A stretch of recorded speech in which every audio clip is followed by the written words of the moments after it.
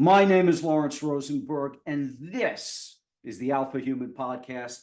Today's guest is Dr. AbulKalam Shamsuddin, a board-certified pathologist who holds a PhD from the University of Maryland, where he was a professor of pathology for 43 years, focused on research into the prevention and early detection of cancer. Dr. Shamsuddin was also a senior scientist at the Laboratories of Experimental Pathology and Human Carcinogenesis at the National Cancer Institute. Since then, he has gone on to invent a unique rapid cancer test to screen for a particularly interesting antigen that is typically hidden from the immune system, but unmasked in cancer cells and present in up to 90% of cancers and precancerous lesions.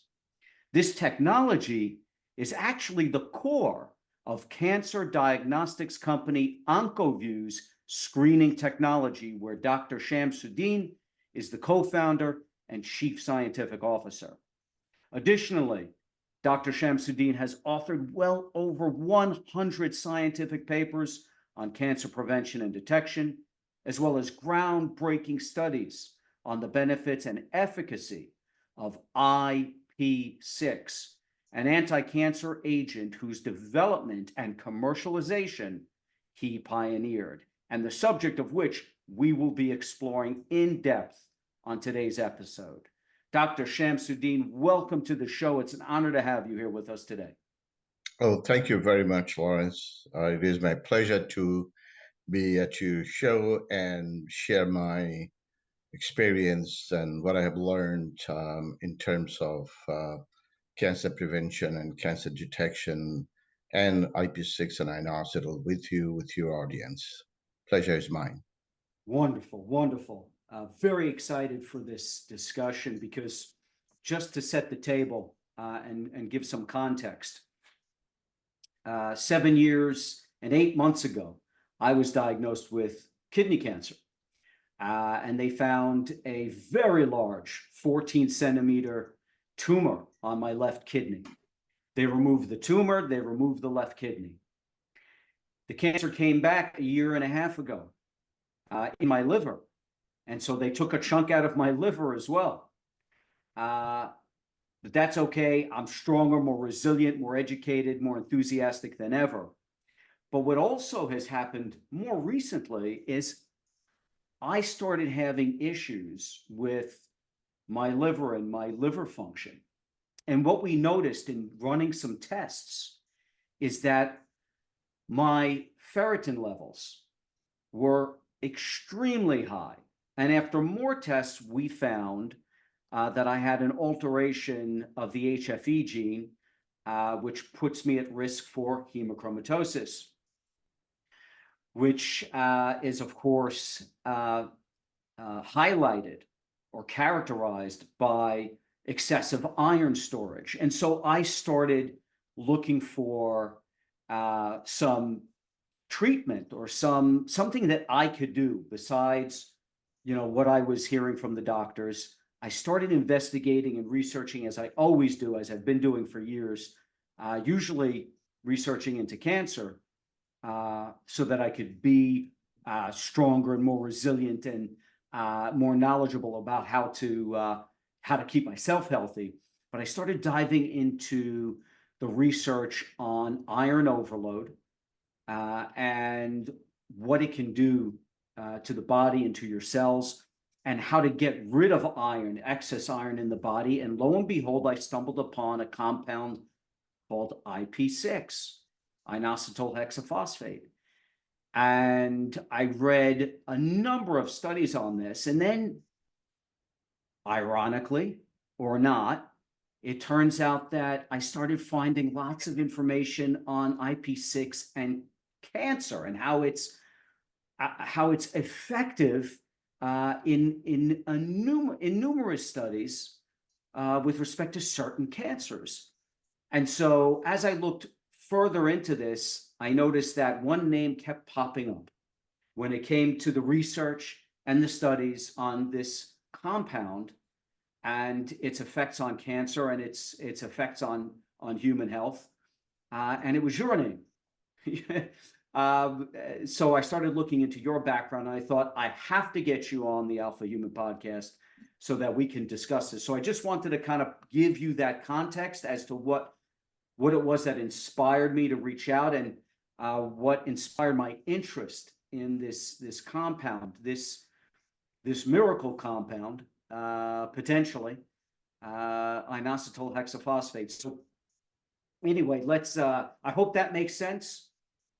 Oh, absolutely. Well, thank you for sharing that personal information with me. And I'm sorry about your kidney cancer and the metastasis. And the good thing is that that allowed you to get into in-depth research and find out more about the various aspects, various fallacies and conundrum that's related to cancer treatment. And it's very complex. Some of it is pretty disappointing. Some of it is enlightening. There are rays of hope. So it's a good experience. You know, weirdly enough, I like to say that it's actually been an incredible and rewarding experience for me. As weird as that sounds, you know, it has made me a better human, a better person in so many ways. But we'll put that to the side because this is about you and your insights. So my first question for you. So I've got a number of questions that I want to drill down into. But my first question is, on a previous episode of the Alpha Human podcast, where I was going into and getting into cancer and the origins of cancer and the different theories of cancer, I briefly explored this concept, this theory known as the tissue organization field theory, as an alternative to the somatic mutation theory of cancer, which posits that cancer is a genetic disease, and that is the prevailing view. However, the tissue organization field theory suggests that cancer originates from disturbances in tissue organization and cellular interactions within the microenvironment. And in your article that I read, called "A Simple Test for Cancer Screening," you delve into the field effect theory of carcinogenesis, which appears to me, at least, to resonate with the tissue organization field theory and its emphasis on tissue level processes actually being at the root of carcinogenesis and not necessarily genetics.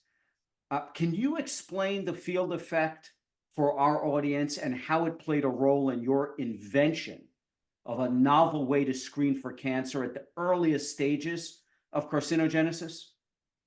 Sure. First of all, I think when you talk about genetic changes, I think people have a very broad and maybe somewhat confusing idea about it. It's my understanding is that all cancers do start from, you have to have some genetic changes, some changes in the genome. And how does that affect the cells and tissues is where the field effect comes in. So if I may share the screen with you about the field effect, Yes. I could explain it to you in a better manner. Yes, yeah, that would be great. We'd appreciate that. And Okay. just Right. for a quick comment, when I say that the field theory is an alternative potentially to the somatic theory, I'm more looking at alternatives to, because we know there's lots of cancers that show no driver mutation. And so for me, I you know, from all of my research, and certainly you're far more educated than I am on this, but it seems to me that where genetics, unless it is hereditary, Correct. where genetics do come into play is in the form of epigenetics, as opposed to all cancers having you know, some manifestation, prior to any, should I say, prior to the theory that all cancers come with a inherent genetic defect. I believe most of it is epigenetic, but I'll turn it over to you. Right. I think when you talk about genetic cancers, there are very few. The percentage of cancers that happen from gene mutations from inherited cancers are very, very rare. And unfortunately, the misconception is such that people do think that that's what is very common. Again, there is a lot of politics there. If you look at the carcinogenesis process, most of the cancers are due to our environment, due to our lifestyle changes, due to the carcinogens you're exposed to. And cigarette smoke is a good example, whereby people smoke cigarette or other pollutants get into your lungs through the air that we breathe. Now, common sense will tell you that the carcinogens, whatever the toxin is in the air or in the cigarette smoke, is going to affect your entire tracheobronchial tree, not just one foci. So that's where the field effect phenomena comes in, that it says the carcinogen act throughout the entire field of the target tissue. And the target tissue could be the target tissue could be the entire large intestine, where the carcinogens are in the feces, or they travel through the blood into the large bowel. It could be the entire tracheobronchial tree, as I just mentioned, in terms of the carcinogen being in the air that we breathe. Could the urinary bladder, when you have the carcinogen in the urine, and when it goes into the bladder, it exposes the entire bladder or a large part of it, or the entire mammary ductal tree. So that makes it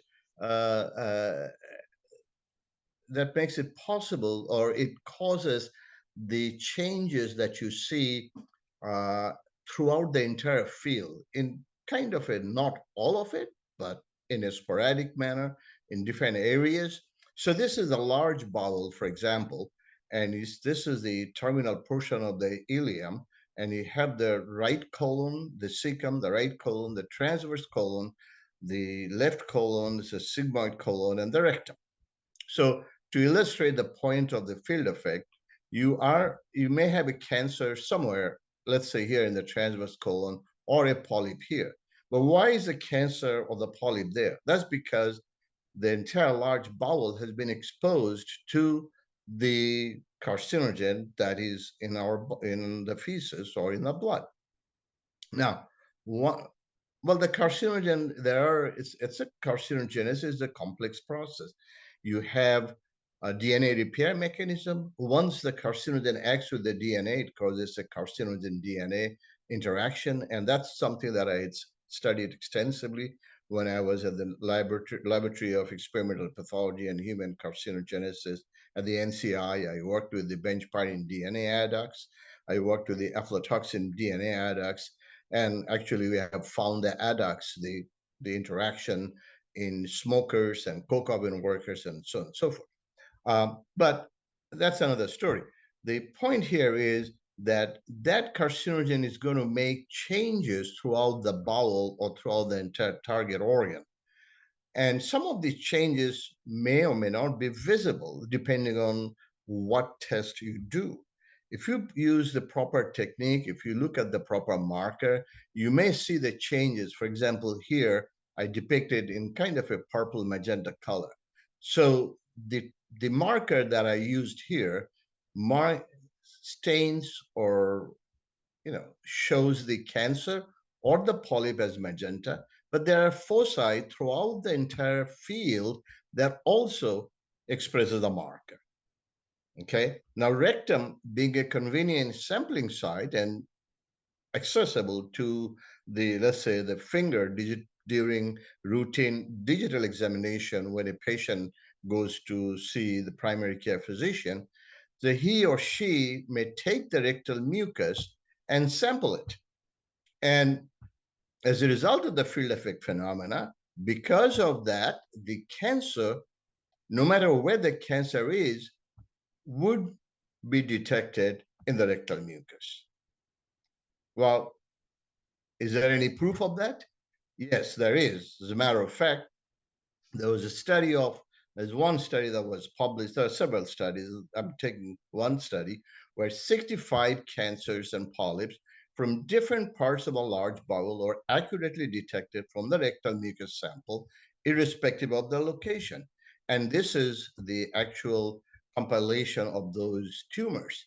So you have tumors in the right colon, in the transverse colon, in the sigmoid colon, and in the distal colon. So no matter where they were all detected because the entire field of the large bowel was affected. So that's the whole basis of field effect phenomena.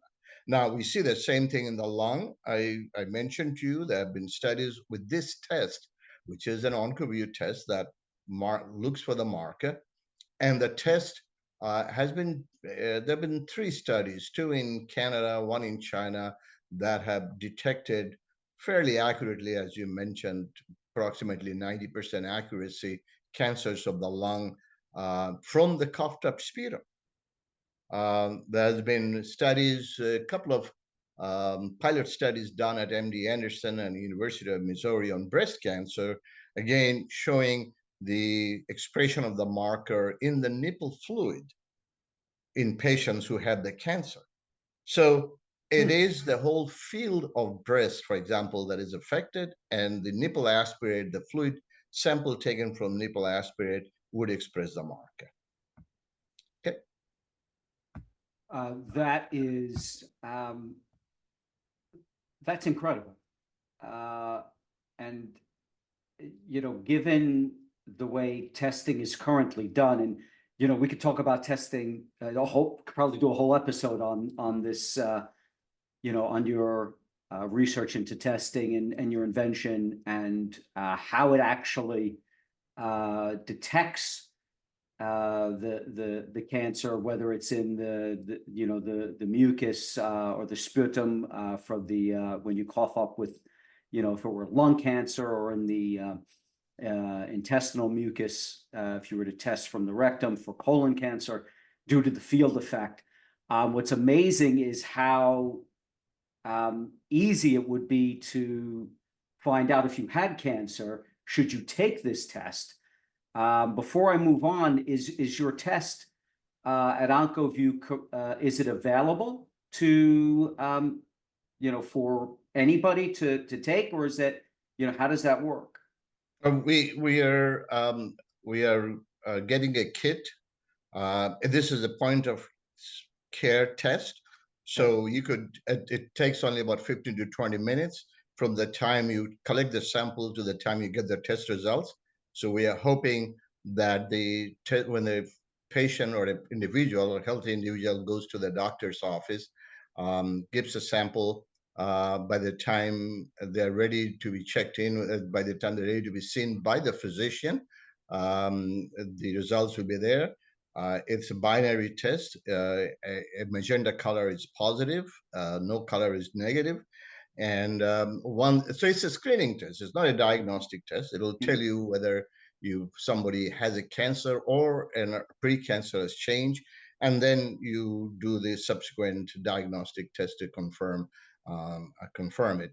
We are in the process. We established a company recently. We have got a test kit. Now we have to go through the phase 1, phase 2 clinical trials to satisfy the FDA. We are hoping that in 2024 it will be available. Yes. Okay, so it'll be available through doctor. It's not direct to consumer. I'm sorry? We're not At the doctor's office, yes. doctor's office. Okay, gotcha. Understood. Yeah, I mean, obviously the best way to deal with cancer is to find it early. And if the test, if it's a test that can be done at any time by anyone inexpensively, without having to go through scans and biopsies to find things out, if you can get that detection early on, and so, in a way that is not invasive, in a way that tells you within 15 or 20. I mean, that is powerful. So looking forward to learning more about that. I've done some research. I know the marker that you're looking for. I actually did a podcast based on that marker, because that marker is also, there's some interesting things about that marker, the T antigen.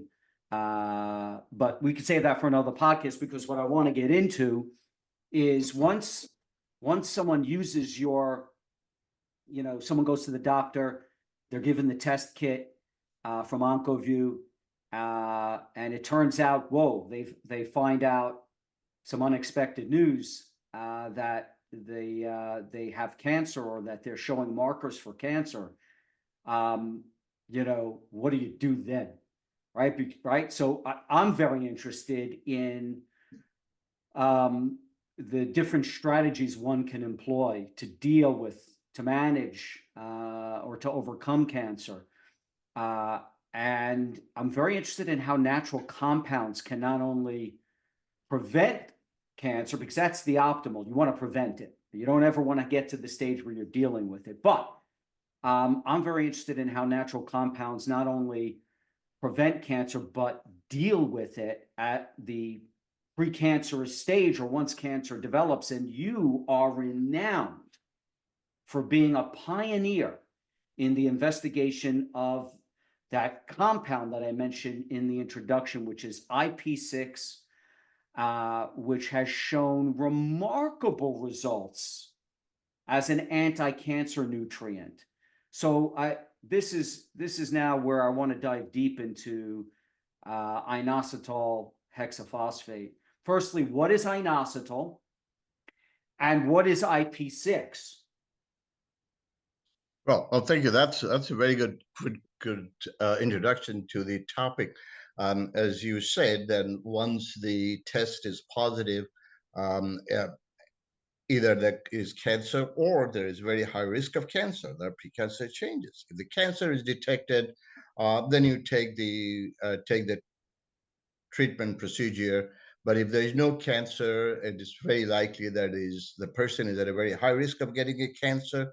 And if you get the cancer, it's kind of too late. It's a catching up game. The idea is to prevent it so that you don't go that far. And as you mentioned, there are different ways to prevent it. There are lifestyle changes, dietary supplements, and what we're going to talk about today is IP6, inositol, and inositol hexaphosphate. So if I may share the screen with you and the audience, Yes, again, yes. let me illustrate to you what IP6 is. So IP6 is inositol hexaphosphate, which is used to be called phytic acid. That's a misnomer. The chemical name is myoinositol hexakis phosphate. So therefore, I basically Christian the name IP6 to make it simple. And what's in the name? If you hear the word phytic acid, oh, okay, phytic acid, nitric acid, it has a very bad connotation. Is it dangerous? It is hydrochloric acid. No. In the two different forms of it, in the pure chemical form, it is indeed inositol hexakis phosphoric acid. But naturally, it is attached with calcium, magnesium ions. So it becomes a phosphate, is a salt of it. And this is the molecule, it's hexacarbon with 6 phosphate attached to it. The basic molecule is myoinositol, which is very similar to glucose. The structure is very similar, with one minor difference here and here.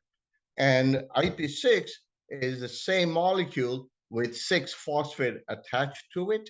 And as I mentioned, the phosphate groups are charged groups, are negatively charged. So they are naturally, when you find them in the cereal grain or in the soil or wherever, or in the body, they cannot exist as an acid. They are in the form of a salt. They already have calcium, magnesium, divalent cations in there. And that is IP6. Now, what's the relationship between inositol and IP6? Well, it's like the chicken and the egg. One comes from the other. And you can say which comes from which one, I don't know, but that's what it is. There are biochemists who have been studying this phenomena over the last 50, 60 years, and they have different theories, but very simplistically speaking, that we have enzymes in the body that adds a phosphate on or removes a phosphate on and off, and so there are no reason why one does not go from the other. And that's the way it is. You had a question for me that what is the relationship between inositol and IP6, and do you want to go into that, or you want me to go to this? Well, yeah, no, I'm just, I guess I'm interested in, does it need to, so inositol and IP6, well, could you share with us, here's what I'd like to get into actually. Could you share with us how you first encountered IP6? Oh, it's a very fascinating story. Yeah. Yeah, I mean, how did this even, because you've been looking into this for decades, but like what sparked your interest in it and its potential as an anti-cancer agent? Okay, that's a good question, actually. It's interesting. We read a lot of literature. People nowadays, thanks to Google and other resources, people just look up and read the paper and they say, "Oh, wow, this is this does this does that." In my humble opinion, little learning is dangerous. We had the concept, and I did a PhD. You mentioned. And my PhD basis was in experimental carcinogenesis using colon as a model. So in my studies, I was reading everything as much as I could in terms of why colon cancer forms, what is the risk of colon cancer, and everybody knows that high fiber diet prevents us from having colon cancer. High fiber diet is good. Well, as I read most of the studies, and I emphasize most of the papers say that yes, high fiber diet is preventive of colon cancer. But then I look at some epidemiological studies, some of them do not find any correlation, and some of them actually found a negative correlation. Experimentally, again, the same thing. Most of the experimental studies show that, yes, you give rats or mice high fiber diet, they prevent the cancer. There was one paper that I read from Lucian Jacobs out of University of California, San Francisco, and I knew Lucian very well personally, and I had very high regards for him. And his paper showed that no, in his study, the mice that were given high fiber diet actually had an increase in the incidence of colon cancer. It didn't make sense to me. I said, on one hand, all these hundreds of thousands of people are telling me that high fiber diet prevents it. And here Lucian says, no, it doesn't. It actually increases. So I started reading more and more about it. Then the study came out of a study from Finland and Denmark that were comparing the incidence of colon cancer and breast cancer in those two populations. Finns eat less fiber than the Danes do. And the Danes actually eat double the amount of fibers than the Finns do. Unfortunately, the incidence of colon and breast cancer is just about double that in Finland. So one could ask the question, oh, so is fiber causing cancer? Alternatively, what I asked is that what is it that the Finns eat that prevents them from colon cancer and breast cancer? Well, then enter Ernst Graf, a serial chemist I believe he was in Pillsbury Corporation in Minnesota, and he published a hypothesis paper, which I don't see how could that paper ever been published, but I'm glad it got published. Thankful to him for publishing the paper and to the journal for publishing the paper. He simply said that the reason the Finns have a lower incidence of cancer is because they eat a lot of porridge, and the porridge has a lot of phytic acid, which is IP6. But he said that, well, and that comes to your story of the high iron, and the phytic acid or IP6 is a strong antioxidant. And if you remove the iron has an ability to cause oxidative damage. In the Fenton reaction, you have to have iron to produce the superoxide, the free radicals. If you remove the iron, then you don't produce the free radicals. And it was his hypothesis that that's why they have low incidence of colon cancer. Okay, but here's the story. But that's fine for colon cancer. Why the Finns also have a low incidence of breast cancer? At that time, this is back in the 80s, people didn't think that phytic acid or IP6 gets into your blood. So why would reducing, okay, if you reduce the iron from from your cells in the colon, you are preventing the colon from having the cancer. But that doesn't answer why the breast cancer would be less. So again, here comes around the same time, very interestingly, IP3 came into existence. Scientists started to find IP3, inositol triphosphate, as a molecule for cellular signal transduction. Should the cell divide from 1 to 2, 2 to 4, 4 to 8, as it happens in cancer, or shouldn't the cell divide? And that signal is mediated by IP3, inositol triphosphate. And that was actually identified in the slime mold. Nobody, at that time, it was not discovered in mammalian cells. It was only in the slime mold. And then I said, well, as I said at the beginning of the conversation, that there are enzymes in the body that can add a phosphate on. We know that. There are phosphatases and kinases. Either they add a phosphate or remove a phosphate. It happens all the time. ATP to ADP and AMPs. Adenosine monophosphate, diphosphate. It happens all the time. So why isn't it possible? And we know that there is inositol in our body. So why isn't it possible that the IP6 actually goes into our body and then it does the same thing in different other organs? Now, this is a crazy idea, and I have a tendency not to make a fool of myself. In the early days as a child, when I did, I was snubbed and told, you're not only stupid, you're crazy. So I didn't want to hear that again. So I didn't really pass it on, discuss it with any of my colleagues. And I actually worked pretty much independently. So instead of talking to people and being told stupid and crazy, I just decided to do some experiments. So fortunately, I had some grant money, and next day I formulated some theories. I started working on inositol. I said, well, if I add inositol to IP6, and if IP3 is the molecule, then you could get double the number of IP3 from there, and you could probably see the effects, better effects. So I just did a whole set of experiments, and fortunately, all of them worked. I had to repeat the experiment because it was almost like too good to be true. I had a theory, I had a hypothesis, it works.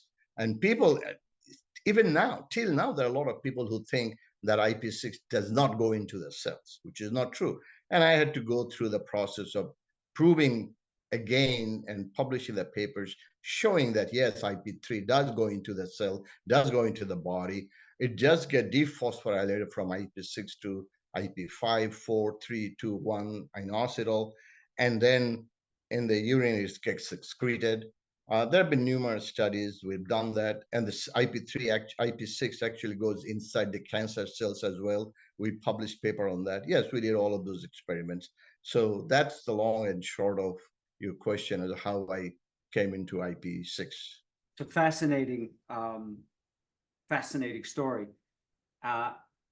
And given that IP6 actually does get into the cell, how is it? So what's the mechanism? How is it actually preventing cancer in the cell? That's that's a $10 billion question. We There have been unfortunately, this area has not been very attractive to a lot of scientists, and has not, as you know, in order to do research, you have to get grants, and it has not been very popular with the funding agencies or with the researchers. So not much work has been done on it, but the limited number of work that has done shows that it does affect the DNA repair mechanism, number one. It does affect the cell proliferation, cell cycle kinetics. It does induce differentiation of the cells. So as you know, in cancer, and there are two fundamental things, is uncontrolled cell division. Normally there is the cells divide, for example, in your skin, in your gut, in the rest of the body, cells continue to divide at different rates. Some keep on dividing all through life, and brain cells don't divide all through life, although there are some studies that show that that's also not true. There may be degeneration there. But in cancer, cells keep on dividing and dividing and dividing, and that's a problem. Also, they do de-differentiate. The normal cells have a normal behavior. In cancer, the cells don't behave properly. It's almost like the children or the people in our society that go astray, that they become criminals or they become gang members, and you can actually, they don't do the normal work that the normal people do, along with their change in malignant behavior, like the cancer cell. You can tell them by the way they dress, by the way they walk, by the way they talk, and so on and so forth.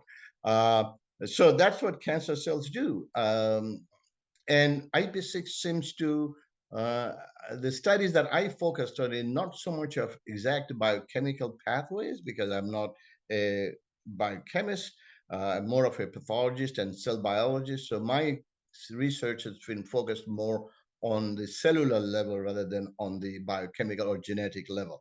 And what I found, and also I looked at the immunity. The natural killer cells are some of the cells that provide a natural protection against foreign bodies as well as cancer. When cancer is established, the cancer cell starts to establish in the body. The natural killer cells do come and start eating them up, destroying them.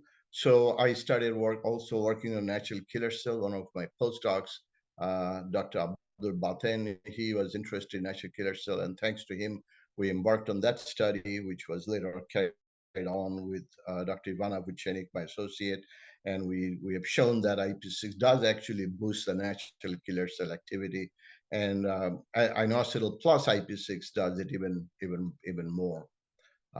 So there are various things. I looked at the mechanisms from cellular ways and differentiation pathways. My colleague Ivana Vucenic has done the studies on looking at the various genetic markers, but I have not gone into that. There are other folks, scientists for example, in Poland. There's some work going on in there, and also in Qingdao in China. They are looking at the various molecular pathways to dissect it. In general, it upregulates the P53 tumor suppressor gene. We can go into that. I've written a couple of books actually on IP6, and if somebody wants to read more about it, I can give the references to the book, to those papers in there. I'll ensure we have the links in the show notes so that people can access it. I've read one of your books, so I kind of already have a sense of why how IP6 works, why it works. it just appears that there's a number of mechanisms at play, Absolutely. right? Absolutely. It's not necessarily just one Different, very different, a lot of different mechanisms, yes. power. It's very powerful. So I guess another question would be, given this is a natural compound, found in these fibrous foods, why is IP6 more effective in supplement form compared to getting it from dietary sources? Okay. One of the common dietary substance, common thing in the diet is corn. Corn is pretty high in IP6, about 6% weight by weight. Sesame is about 8%. Black seed also have a very high amount of IP6. Now, the South African Bantus eat about half a kilo of maize diet every day. And yeah, and they don't have the cancer, they don't have diabetes, they don't have heart disease. Um, yeah, but when they go to wait a second. So say that again. What in South Africa? Say again. What group is eating? Say it again. the Bantus, the Bantus eat about half a kilo of maize every day, and in their diet. And there's no sign of cancer in. They don't get cancer. The incidence of cancer is extremely low. Um, Diabetes is non-existent, virtually. Heart disease is virtually non-existent. But when they move to Johannesburg, Mhm. and live there for a few decades, and their children, they start getting all the diseases of the Western world, of the disease of affluence. So now you have to eat to protect yourself, as I said, from the example of the Bantus, you have to eat that much of diet. Now, if you have 6% in corn, not all of it gets absorbed, because by the you have to get it released from the food, and by the time you release it, there are enzymes that are ready to chew it, the phosphatases, and are there in the gut. So yeah, it's not the most effective way to do it. That's number one. And number two, 50 years or 100 years ago, our dietary habit or the pollution in the environment, they're all much less. Over the years, because of the industrialization and progress in development in the society throughout the world, there's more pollution, there is more carcinogen, there are more carcinogens in the diet, more carcinogens in the environment.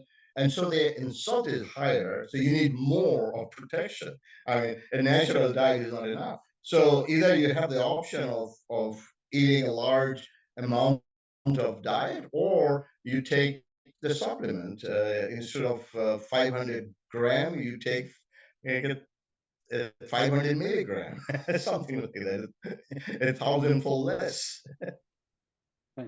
Fantastic. I mean, that's incredible. That they're eating what's essentially slightly over a pound of maize a day, and very low incidence, if not cancer being essentially non-existent. Fascinating. So beyond, okay. So beyond preventing cancer, which is the ideal, let's look at IP6 as a weapon for managing or mitigating cancer.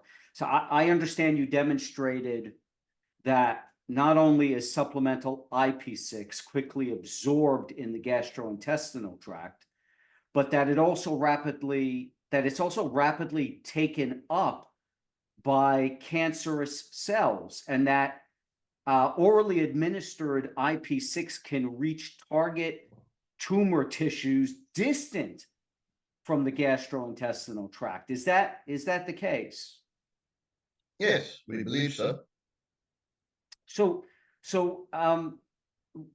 how does it, so how does, we understand how it prevents cancer, but now if you've got cancer and, okay, the IP6 is being taken up by the cancer cell, all those mechanisms you mentioned earlier, maybe they don't come, maybe that's not an advantage now because the cell has turned cancerous. So once the cell has turned cancerous, yes, it's taking up the IP6, but how is the IP6 mitigating that cancer?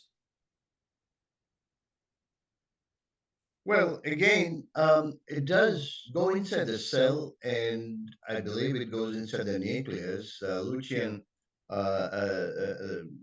Coco in University of Bologna had shown that IP6 and other inositol phosphates are actually shuttled back and forth from the cellular cytoplasm into the nucleus. So it does affect there, and there have been a lot of very elegant studies showing that IP6 actually can affect the DNA repair mechanism.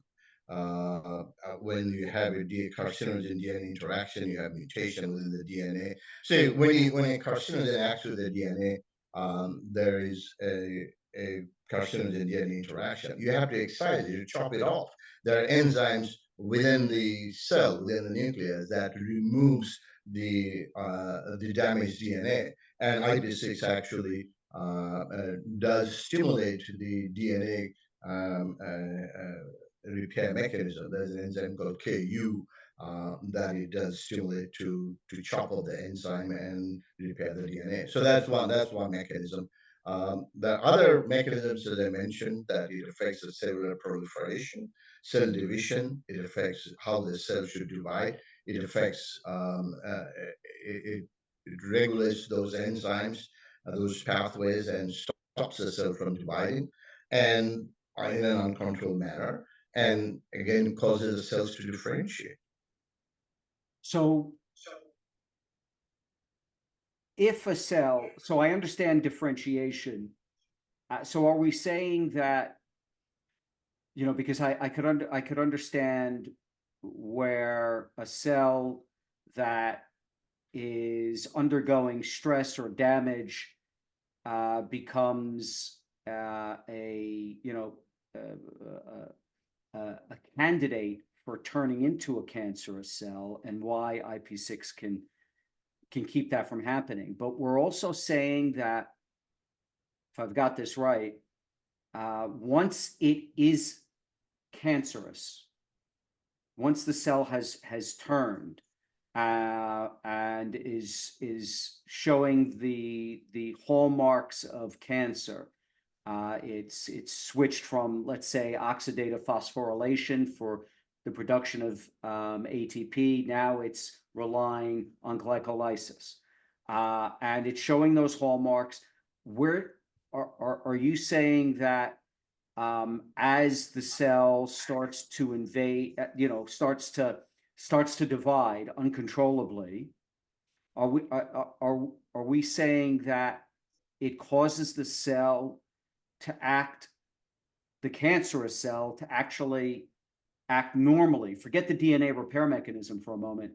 When we talk about differentiation, you're talking about how a heart cell, for instance, when it divides, that new cell is going to become a heart cell. It's going to differentiate as a heart cell, right? As a heart cell.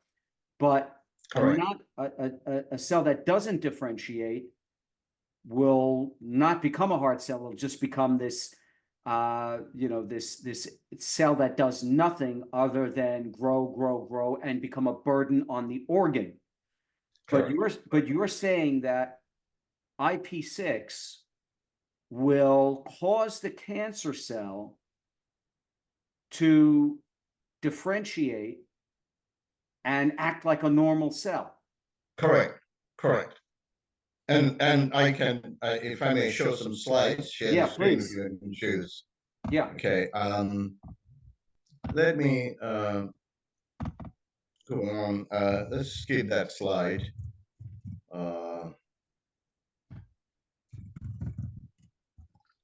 Okay. so this is a different. This is the schematic diagram of some cancer cells. The cells are nucleus are very large. The cytoplasm is less, and it's kind of a bluish. What IP6 does, it makes the cell change into normal-looking cell. Okay, that's on a schematic diagram. I'm going to show you an example of breast cancer cells. So on the bottom panel is a control MCF7 human breast cancer cells. Okay, you can see the cells are large, and there are quite a few of them in this picture. These pictures were taken in the same magnification. The whole field is crowded with cancer cells. Yes. This is control. You give them IP6, okay, and you see that there are fewer cells. Wow. Much fewer cells. But one of the things that happens you find in breast is milk. And lactalbumin is a product, is a protein that's found in the milk, in the breast milk. So if you look for lactalbumin in the breast, you see that, and they're both being tested for lactalbumin expression. The control cells, as you mentioned, don't behave normally. So therefore, they're not producing the lactalbumin. Okay?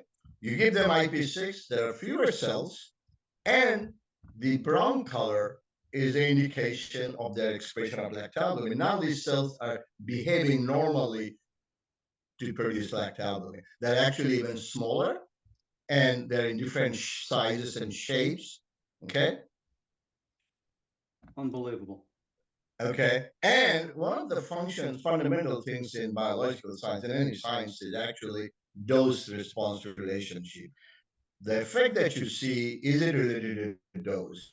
If you increase the dose, do you see an increased effect? And lo and behold, we do. And this is a bar graph showing the control cells, cancer cells, not producing lactalbumin. If you give 1 millimolar IP6, it produces some. If you give 5 millimolar IP6, it produces even more.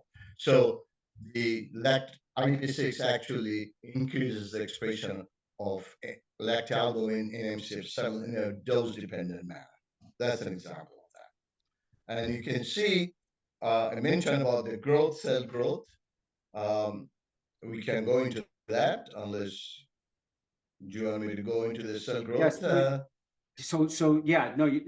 yes, please go into how IP6 and cancer cell growth. So here's mention that this number of cells grow. The cells keep on growing, but if you give IP6, the growth slows down. And these are two different breast cancer cell lines. MCF7 is a hormone-dependent, estrogen-dependent human breast cancer cells.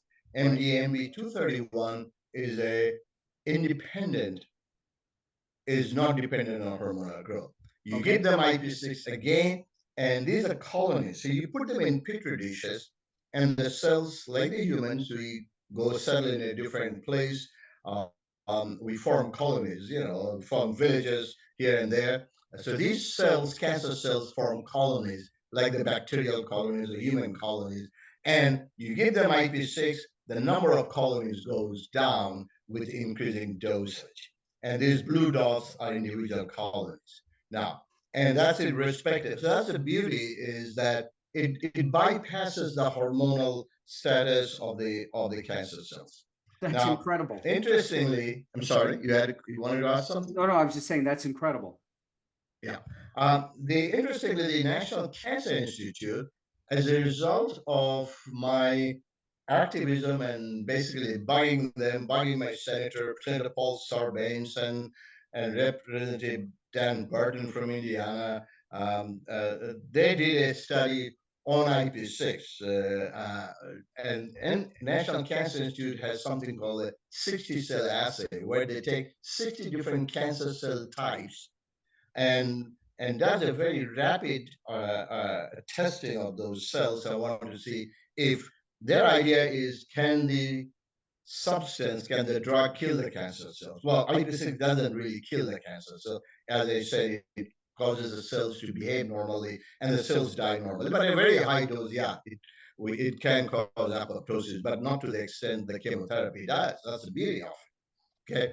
Interestingly, every single of those 60 cell, as the doses, so on the lower portion at the left side of this graph is the lowest dose, which is in uh, a millionfold less than what we had used. There's a log scale. And towards the end, almost all of them showed a reduction in the growth. Here's an example of the breast cancer cell line that they did a study on 8 different breast cancer cell line.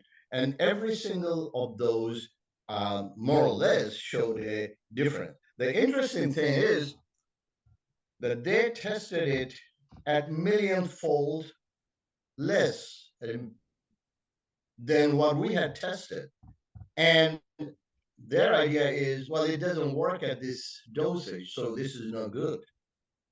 So this is no good at all. But as they come towards the doses that we had done and others have done at millimolar range, the previous slide that I had shown you, go back here. This is in millimolar range, 1 millimolar. Right. Okay. Or 2 millimolar, you see the effect. So when they go into the millimolar range, you start seeing actually 50% growth inhibition within 24, 48 hours. But that's not good enough for the NCI. And they had actually sent me letters saying that, no, our idea is to kill the cancer cells at a very low dosage. So this is no good. We are not going to be testing it. But hold on a second. Hold on. So when we talk about such a low dosage, meaning a millionfold less than you were testing at, just to put it in context for our listeners, if they used the dose that you were testing at, what would that translate to in a, if a human were to take the equivalent dose of IP6? Based on the rat experiments that we have done extensive rat experiments in rats and mice. Mm-hmm. We look at it at about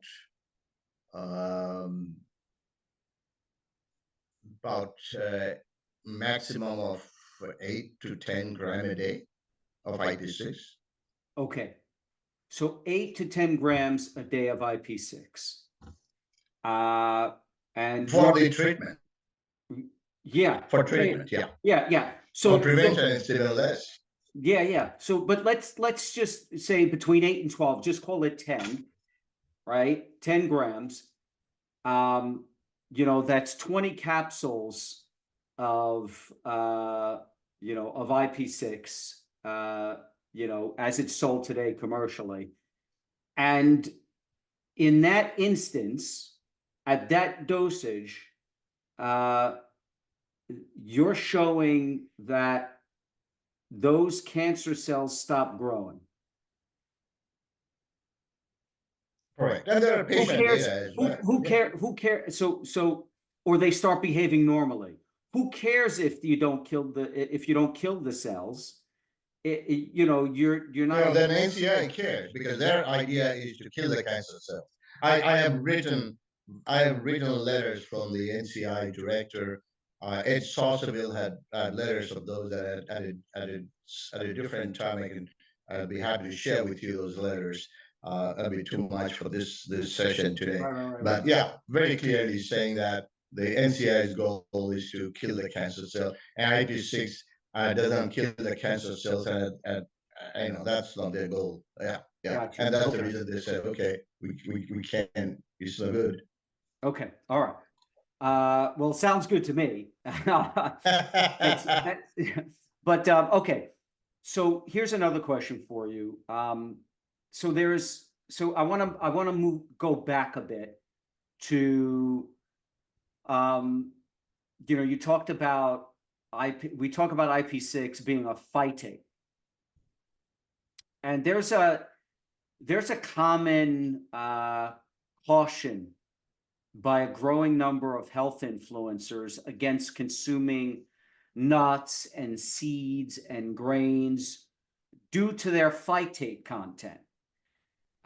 Because phytates are often labeled as what's called, and I know you know this, but phytates are known as anti-nutrients because they block absorption of essential minerals. They block calcium, they block zinc absorption, they block magnesium. Intriguingly, IP6 is the predominant form of phytate found in those types of foods, in nuts and grains, etc. In your book, the title of your book is IP6 and inositol, Nature's Medicine for the Millennium. You address this issue regarding phytates being so-called anti-nutrients as being a misconception, particularly with respect to IP6. Can you please speak to this? Why is this a misconception? Why is IP6 and phytate not an anti-nutrient? Well, first of all, this has actually came out of a rumor. It's almost like the rumor that we have used to justify invading Iraq for the weapon of mass destruction. It was weapon of mass deception. And I'd like to submit that this is exactly what that is, a mass deception. The original study, how it started is back in the 50s, there was one pretty shoddy report that came out from study in Egypt and in Iran, and telling us that people who eat unleavened bread have a deficiency of minerals, of zinc and magnesium and so on. And they said that, well, the unleavened bread has a lot of phytate.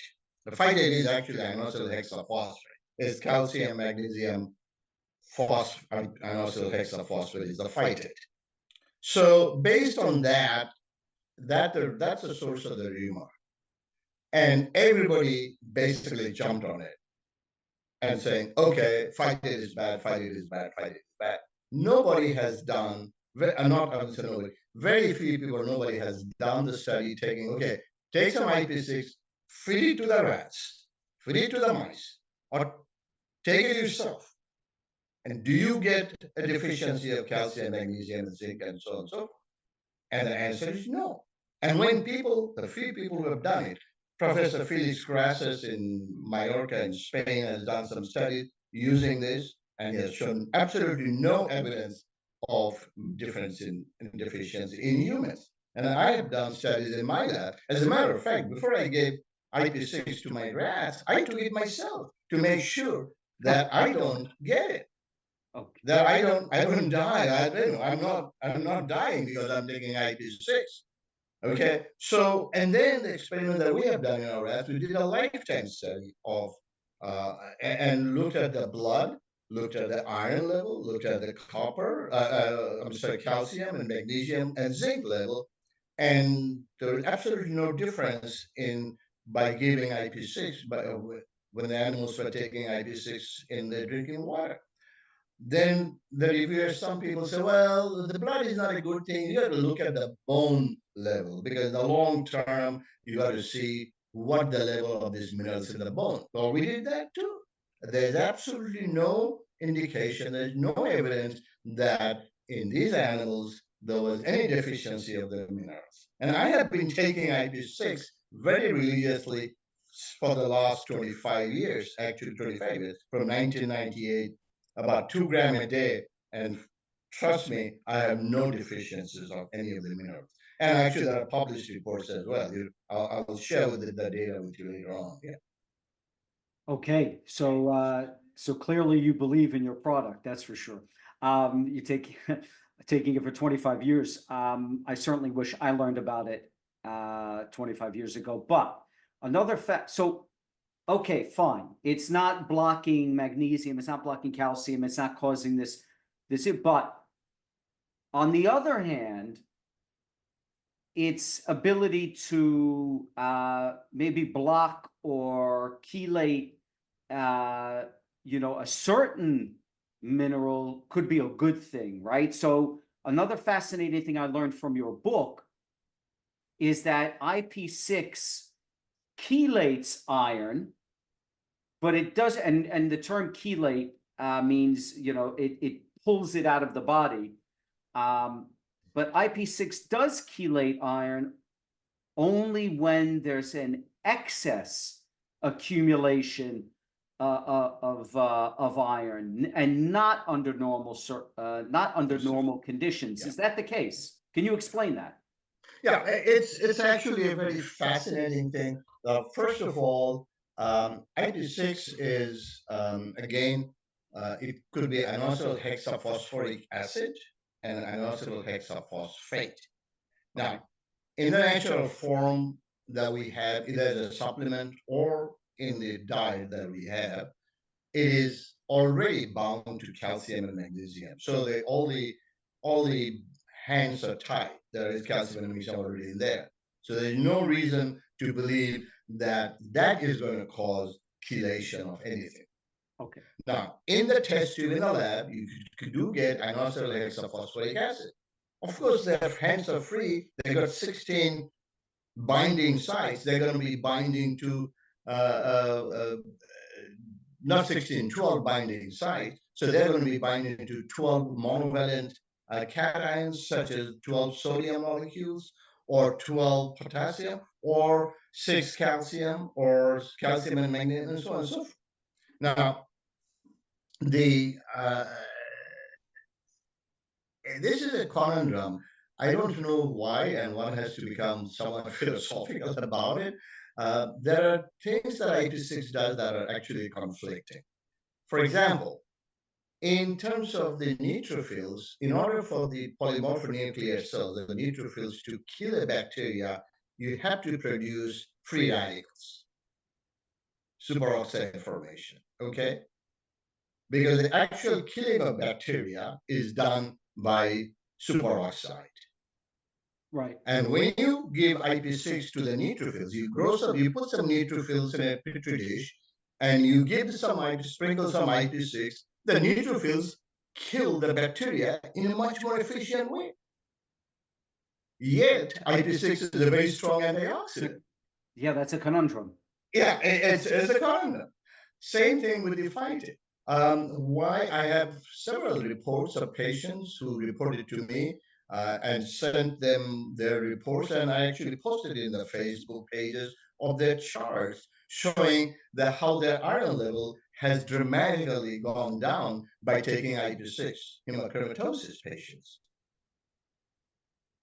And I have at least 2 people from UK who had high copper level, the Wilson's disease, and they had taken IP6, and they had reported that they're much improved. Well, I can tell you. Go ahead. Sorry. Yeah. So here's a conundrum. I think it's something that does, when things are abnormal, it brings it down. Things are abnormally high, it brings it down to a normal level. When things are abnormally low, it brings it up. And another example I'll give you is the autoimmune diseases. Now, IP6 boosts the immunity, it boosts the natural killer cell activity tremendously. So one would think that, okay, this will be dangerous in autoimmune condition where the immunity is already high.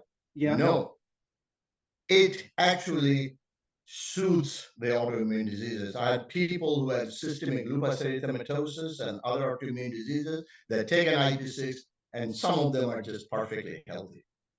Wow. The eczema. One of my best friend's mother. Unfortunately, she passed away last year. She lives in France, and she lived up to 97, and she had eczema all her life. But every time Gerard would go to France to visit his mother, she would say, "Bring me some IP6," because her eczema has been gone ever since she met me. Wow. Which is like 20 years ago. So it seems, and by the way, I've read this in studies before about other compounds, and it sounds like the same thing is occurring with IP6 in that the effects are selective. Yes. It selectively has these effects on the afflicted or damaged cells, or the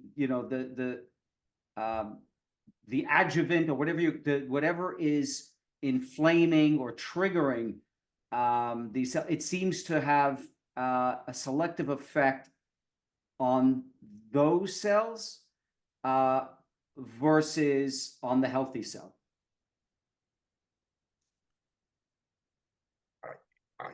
Well, the healthy cells, it does nothing. We Well, grow the healthy cells in culture. It does absolutely nothing to them. Yeah.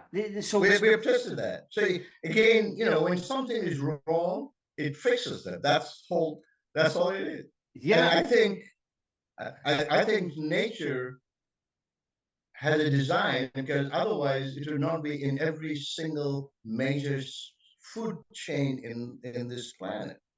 You look at everybody in this planet, no matter what the culture is, we all eat some sort of cereal grain in our diet. And IP6 is in all the cereal grains. This is in all the cells in our body. So there has to be a reason why nature has provided us with that. And it's a matter of moderation. Either you reduce the amount of cereal grain by moving from moving into Joe Berg and not getting the supply of IP6 or whatever. But there has to be some kind of an interesting design by nature. yeah. So when everything's fine, it doesn't mess around, and when things go wrong, it selectively heals and fixes. It's just amazing what we find here with IP6, and that it does it in so many different instances, so many different conditions. Where I've read about selective mechanisms, uh, being beneficial. You'll find it with a natural compound.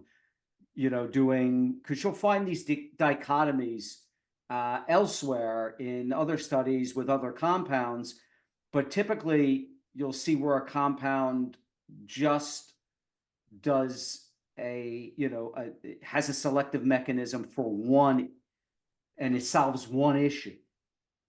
IP6 seems to be doing this in, just whether, like you said, whether it's the immune function and, not over triggering the autoimmune response versus actually triggering the immune response when it's needed, right? Or not messing, actually keeping a healthy cell healthy while taking action on a cancerous cell and allowing it to differentiate. So just fascinating stuff. Given this ability to selectively chelate iron, and how that can be a boon for hemochromatosis, for instance.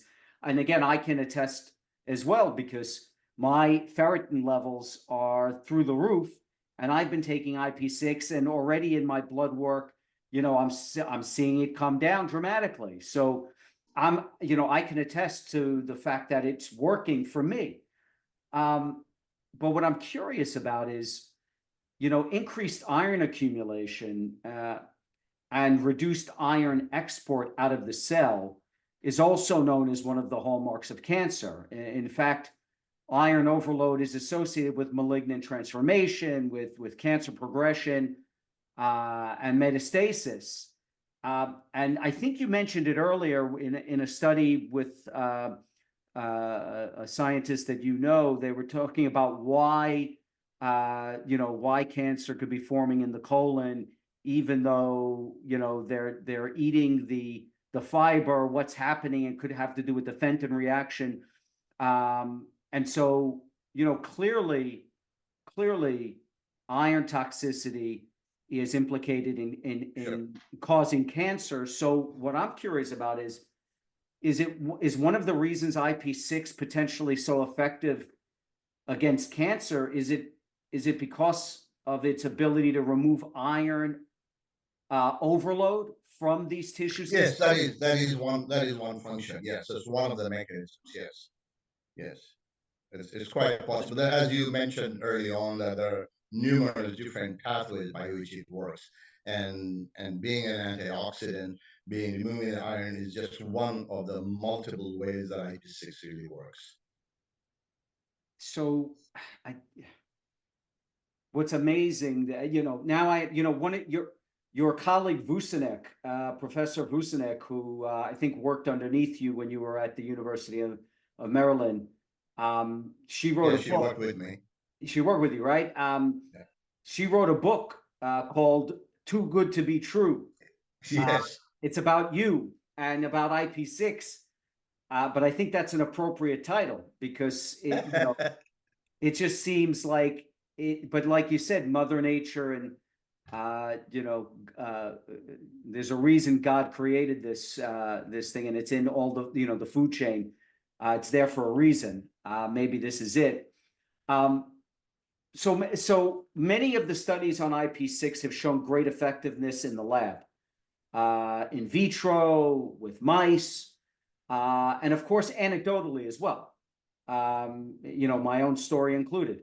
Has there been any studies on the effectiveness of IP6 when it comes to treating cancer in humans? Yeah, there has been, unfortunately, again, the numbers, published reports are very few. That's because, the clinical trials with drugs take millions of dollars, and Yep. pharmaceutical industry does have deep pockets, so they sponsor those clinical trials. This is a diet supplement, and here the diet supplement companies are basically very small mom and pop shops, and basically also dog eat dog kind of a thing. They're making good money, and so they don't really care about it. But in spite of that, there have been a few studies. It's hard to get regular MDs, physicians to be convinced of using this. A lot of them hear the report from their patients, and they say, "Okay, that's a good thing. Keep doing whatever you're doing, and but don't don't tell us what you're doing. As long as it works for you, it's fine." Okay. But there are some studies. Yeah, I'll tell you that. But before I go into that, I'd like to share the screen with you about some of those reports, and but I want to go into the anti-nutritional thing again. As a result of this rumor and this prevailing dogma that IP6 is anti-nutritional, there are scientists working feverishly to prove that it is anti-nutrient, and they're trying to eliminate IP6 from our diet by genetically modifying the food grade. Now you can imagine. I'm not going to say, yeah. I'm not in. Yeah, they are trying to prepare LPA, low phytic acid genes, to introduce into the rice and produce rice with low IP6, so that this is not an anti-nutrient. Now, yeah, 20, 30 years ago, I had written a letter to the editor when that paper first came out. I said, "Don't take IP6 out of my cereals yet." But unfortunately, the lobbying effect, and you can imagine who does the lobbying, because who is to be gained by the GMOs and all that. They have tried. There's a world body called IFRI, International Food Policy Research Institute. Okay. And they basically advise the various governments in the world as to what the food policy should be.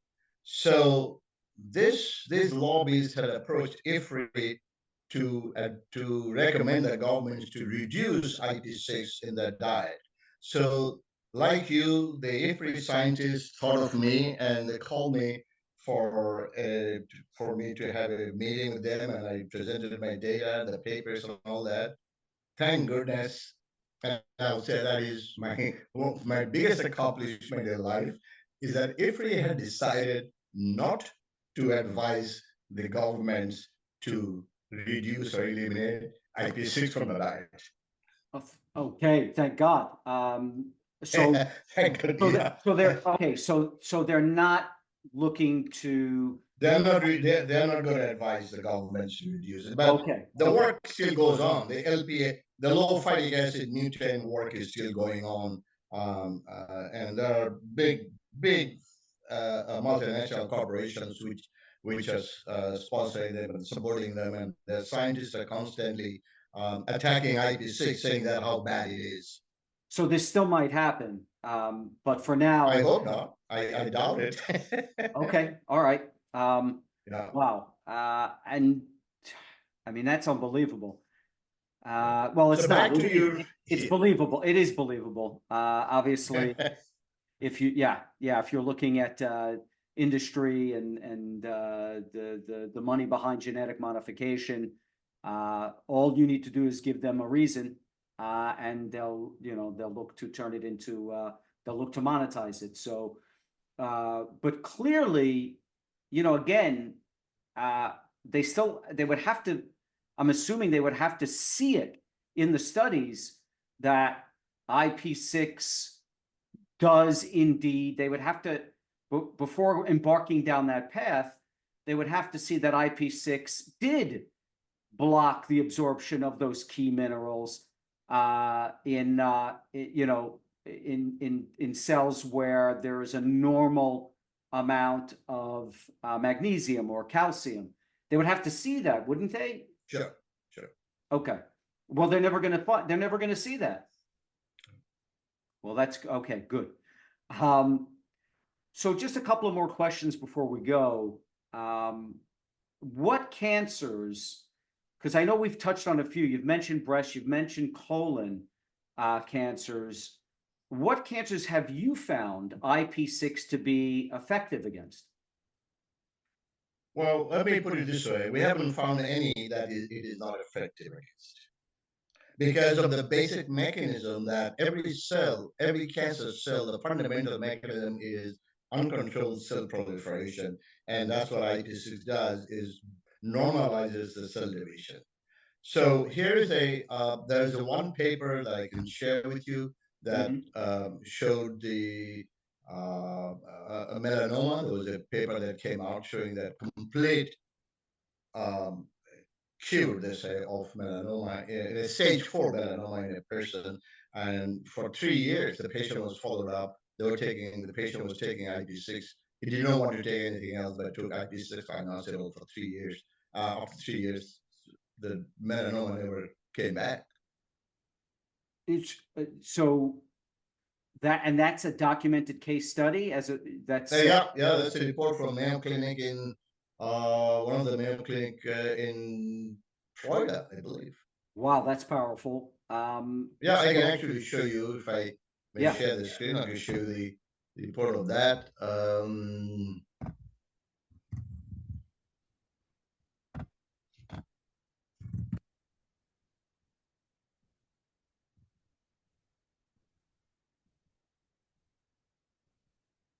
There you go. Complete remission on stage 4 melanoma. Inositol hexaphosphate plus inositol induced complete remission in stage 4 melanoma, a case report. That is amazing. I'm going to put the link to that study in the show notes so people can access that as well. Actually, I believe the Facebook page of IP6 Research does have all those links. Okay, great. Yeah. And was this patient taking the 8 to 12 grams a day? I think this patient was taking only 5 grams a day, I believe. Only 5 grams a day. So that he was not taking the full dosage. I don't think so. Okay. I'll have to look it up. Yeah. And I guess a final question for you is, taking 5 grams a day is probably about 10 pills. The full dose 8 to 12, and these are for people with cancer, by the way. We're not talking about preventing cancer. But from what you've seen in your studies, 8 to 12 grams at a full dose is 16 to 24 pills. Are there any toxic side effects to taking that much IP6? I'm sure there are people who I'm sure, at certain doses that has to be some side effects, but some of the side effects that are been reported are actually pretty positive, such as people are not getting any more flus. They're getting less attacks of flu or common cold. So They feel more energetic. These are good side effects. Yeah, some people even very sheepishly have reported that libido goes up. Their sex drive goes up. Yep. Yep. There are other side benefits. We have not had any reports of negative side effects of the IP6 yet. Fascinating. Absolutely fascinating. So I also understand that, quickly, if we could just, I don't know if we ever answered the question. I know you had it up on your PowerPoint there, but why combine inositol and IP6? Why the combination? Okay, sure. I'll go to it. Well, first of all, let me go to the PowerPoint, show the slides. Hold on 1 second. I'll be right there. Okay. IP6 is I mentioned early on that IP3 is a common signal transduction molecule. Yes. And this is only a theory, and for that, actually, all the most famous biochemists thought that I was really an idiot. I don't know what I was talking about. I thought that IP6, again, theoretically, could be dephosphorylated to IP3, and inositol could be phosphorylated. So if you remove the 3 phosphates from here, well, then inositol is yet to capture them. Right. That was my reasoning. And so I said, well, by adding IP6 to inositol, we could basically double the number of IP3. I see. And since the IP3 is a common signal transduction molecule, it should actually be effective in all the different cancers. Now, one of the things that we found out, and this is kind of a serendipity, is based on the experiment. We have done some experiment. We always did experiments with IP6 alone, inositol alone, and the combination of IP6 and inositol. Okay. Now, in some experiments, we found that if you give only IP6 to animals, yes, there is a reduction in the incidence of tumor. However, the animals that got the tumor, actually, the tumors are larger. Okay?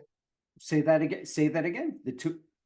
The incidence of tumor with pure IP6 alone goes down, consistently goes down. Okay? But in some experiments we found, especially in breast cancer experiments, we found that those animals who are only on IP6,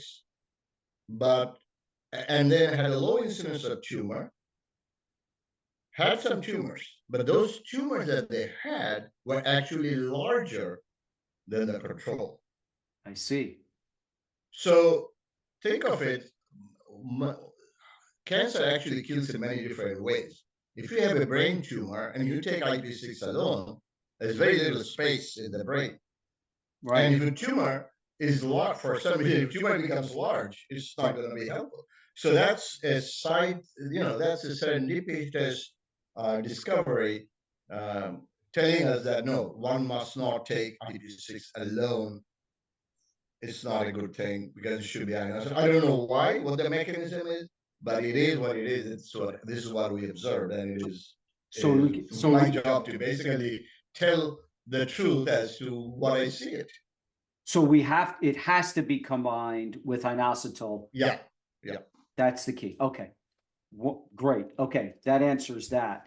So And then there's a schematic diagram of two IP6, IP6 and inositol actually making two IP3 molecules. gotcha.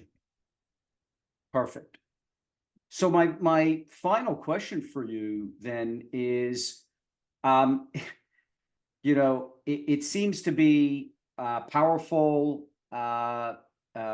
chelator of iron, and in that case, something to be considered effective when you have hemochromatosis, for instance. It seems to be, from the studies, effective at boosting the immune system when it's needed, and natural killer cells, boosting those those NK cells. It appears to be effective in you haven't found a cancer that it hasn't been shown to be effective in. But there's also, my understanding is there's also other conditions that IP6 is effective at preventing and treating. Several other major health issues, as I understand it, like, for instance, osteoporosis. So just to, if you can, briefly touch on what other conditions besides, say, cancer, and or where the immune system needs boosting. What other conditions, and hemochromatosis we've covered as well, what other conditions could IP6 be useful in treating? Oh, you mentioned osteoporosis. It's a great thing, and again, here is a fascinating thing. Because I mentioned that IP6 does reduce the cell proliferation. Now, yes, one of the things that happens in bone formation and bone remodeling, there are two cells, osteoclast and osteoblast. The yes, osteoblast of the cells that actually lays down new bone, and osteoclast are the cells that eats up the bone. Okay? okay, So there's a balance between bone formation and bone destruction. In osteoporosis, the osteoclast cells are more active. They're eating the bone. And here is a conundrum, and it's a good thing, is IP6 actually stimulates the bone forming cells, the osteoblast, and it suppresses the osteoclast cells. okay, And there are people, as a matter of fact, one of my friends' sister who has osteoporosis, who had osteoporosis, has been taking IP6, and she's in her late 50s, mid 50s or late 50s. And about 10 years ago, or 20 years ago, she started to take IP6. And when she went for the DEXA scan, the radiologist told her that her bone looks like that of a 20-year-old. Amazing, amazing. Well, I guess, if it was an anti-nutrient that was blocking mineral absorption, then it certainly wouldn't be good for osteoporosis Yeah, and exactly. bone health. Exactly. Yeah. So there goes that argument, right? Yeah. Yeah, and then Professor Felix Grassas has actually done some elegant studies, also from Mallorca, showing done some studies on epidemiological studies as well as giving IP6 to people who and shown that it does it does prevent osteoporosis for osteoporosis. And actually, there's a company, I think the company that was a startup company out of in Spain that is promoting selling IP6 to for the purpose of osteoporosis. He has also shown the studies on kidney stone. It's a fascinating thing that it actually prevents the formation of kidney stone and can actually dissolve the kidney stone formation. Interestingly, Dr. Philip Hanneman out of Mass General Hospital here in Boston back in 1956, I believe, had published a paper in no place other than the New England Journal of Medicine, telling that phytic acid can actually prevent the kidney stone formation. And nobody ever paid any attention to that. Nobody knew about that. But he has treated patients with kidney stone with IP6 and published it. So that the kidney stone is one of the biggest things that it's so painful. Unless you have it, you don't know how painful it is. Excruciating is a word, and one does feel what excruciating pain is when you get kidney stone. And IP6 can so along the same line, it actually back again, coming to anti-nutrition and chelation of calcium, it does chelate calcium, and that's why it prevents the kidney stone formation. And not only kidney stone formation, it stops the calcification, abnormal calcification in other organs. Amazing. Calcification in the silolithiasis. You have salivary gland lithiasis. It stops there. Calcification in atherosclerosis. It prevents atherosclerosis formation as well as complications of atherosclerosis. There are numerous health benefits of it. Diabetes, it helps. IP6 itself stimulates the pancreatic beta cells to produce insulin. And inositol prevents it also acts as an antioxidant, inositol itself, and it prevents the complications of diabetes. Now, one of the things that happens in diabetes is the AGE, abnormal glycosylation end products. Now, if you have high sugar, this glucose combines with the protein and it becomes glycosylated. Right. It is not diabetes, it is that AGE, the abnormal glycosylated end product, that is a result that causes atherosclerosis, that causes retinal damage, that causes all the cataract in the lens, and so on and so forth. And inositol actually prevents that. So there are numerous health benefits of IP6 and inositol, and you know, I'm glad you found out about them, and thank you for sharing that with your listeners. I have become extremely passionate about this topic, and it was, it's having you come on the show and explain it, not just from a scientific perspective, but certainly in a way that people can understand, the average person can understand. So bringing that credibility and that integrity from your years and years of research and in the laboratory, and then also being able to communicate the benefits of this, what's essentially a miracle compound, to the so that the average person comprehends just exactly how amazing this IP6 and this story actually is. And there's so much more we could probably dive into, but I know now we've been going at this quite a while, and maybe we'll have a follow-up podcast to also dive into a little bit more about your testing protocol and invention. But one last question for you, a practical question. For all those that are going to listen to this and start to think to themselves, hey, we've got to jump on IP6 for all of these reasons. I can personally tell you that after having this discussion, I'm going to up the amount that I'm taking, because I've been taking 2 grams a day. I think I'm going to up that just a bit. But what is the best way to take it, on an empty stomach or with food? Okay. Based on my research experience, and I believe that, let me go back. Professor Grass has done a lot of studies on it in Mallorca. he feels that it doesn't do anything. There is no difference by taking it with the food or not, without the food. Okay. But I am cautious about it in the sense that it's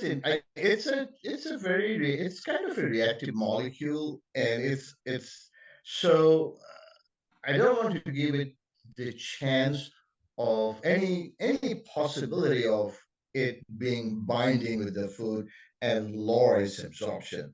So my recommendation, that's what I do. What I do is I take it, say 15-20 minutes or half an hour before I eat any meal or any other medicine or anything else, so that because once it is in the stomach, it gets very quickly absorbed. In the rat experiments, we have seen that it gets very quickly, goes inside the gastric epithelial cells and out into the bloodstream to the capillaries. So waiting 10, 15 minutes or 20 minutes before you have the meal is probably a very, very good way. I don't know if it is really necessary, if it is mandatory, but I that's what I do and that's what I recommend. Uh, that is, that's a great recommendation, and a good explanation as to why, because I've seen information on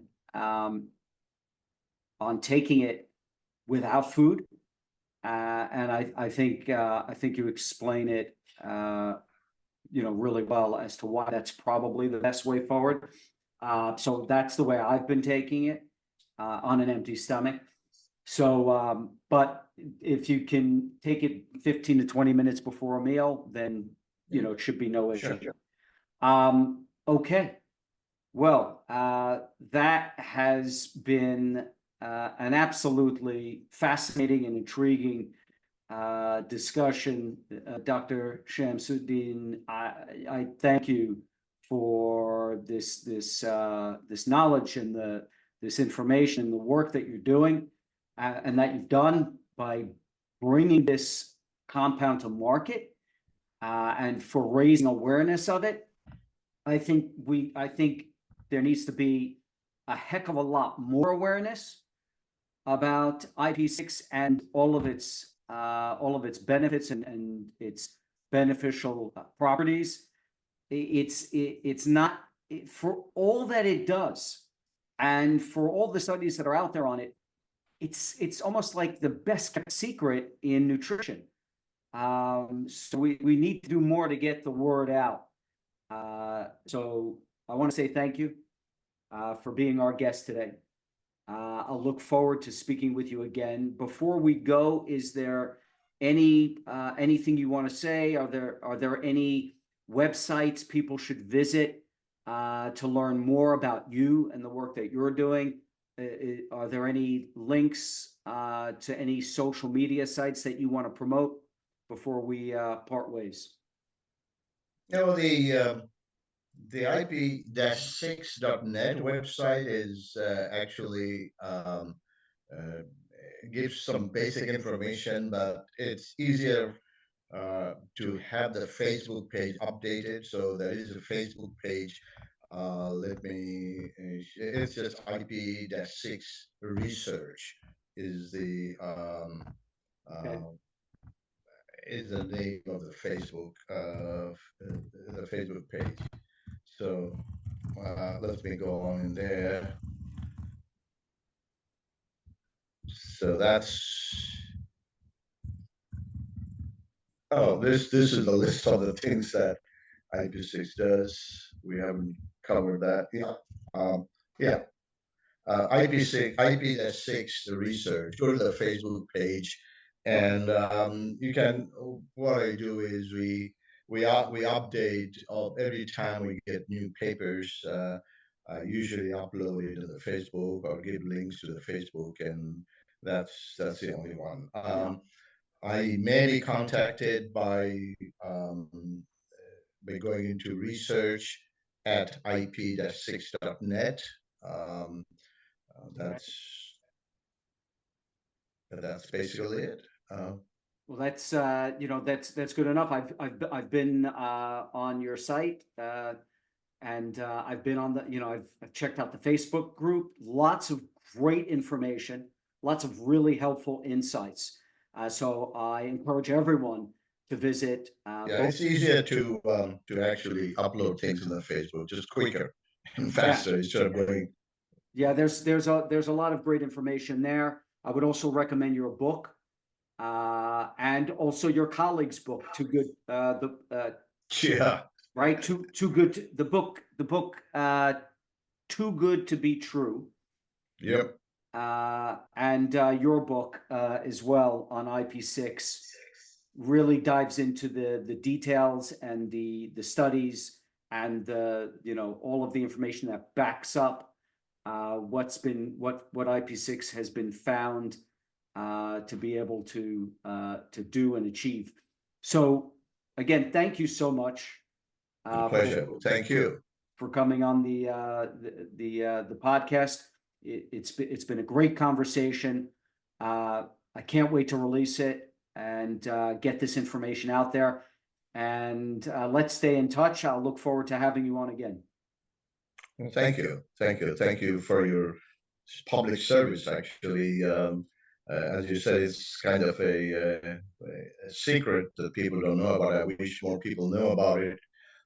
What they do with that, they should know about the information, and it's entirely up to them what to do with that information. But I think everybody has a right to the information, and they can decide. I mean, when I have a tendency as a physician, I always feel morally obligated when somebody tells me that they have a cancer or something, and I have a moral obligation to tell them.